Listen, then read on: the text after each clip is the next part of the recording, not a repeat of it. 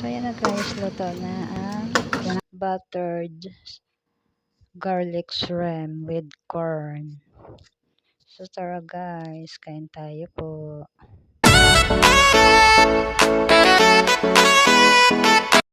Hello guys, so ngayon ito magluluto na naman tayo. Ang lulutuin po natin ngayon ay buttered garlic shrimp with corn po. So ayan na po yung mga saw guys. So ngayon ang gagawin po natin ay magme-melt lang po tayo ng butter. So pag na-melt na po yung butter, ilagay na po natin ang bawang po. Then sangkot siya lang po natin. Antayin po natin siya na maging golden brown po. So guys, halo-haloin lang po natin. Antayin lang po natin na maging ano na po yung bawang. So ngayon is brown na po yung bawang, ay pwede na po natin ilagay ang hipon. Then haluin lang po natin ng haluin. At pagkatapos po ay ilagay na rin po natin ang corn. So yung corn po kasi is nilaga na po siya. So mabilis na po siya maluto. At dahil saglit lang din naman po lutuin ang hipon, then isunod na rin po natin yung pamintang powder. Then yung ano po, oyster sauce. Bali, 2 pakitig maliliit lang po ng oyster sauce ang nilagay ko po. Pampalasa lang po naman siya. So, ngayon, nung nilagay ko na po yung oyster sauce, ay halo-haloin lang din po natin para mahalo po yung hanggang ilalim po.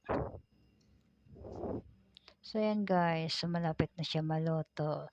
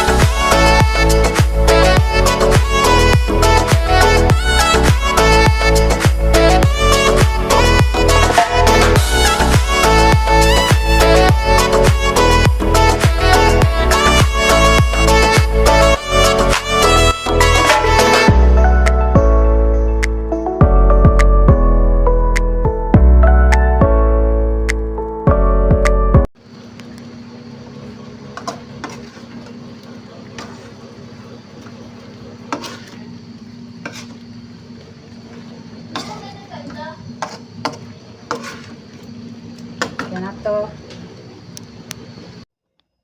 So yan guys, luto na po yung aking garlic buttered shrimp with corn po. So tara guys, samahan niyo po ako. Tara, kain po tayo guys. So guys, hanggang dito na lang po. Hingi lang po ako ng favor sa mga hindi po nakapag-subscribe sa aking channel. Paki-subscribe po, like, share, and watch na rin po.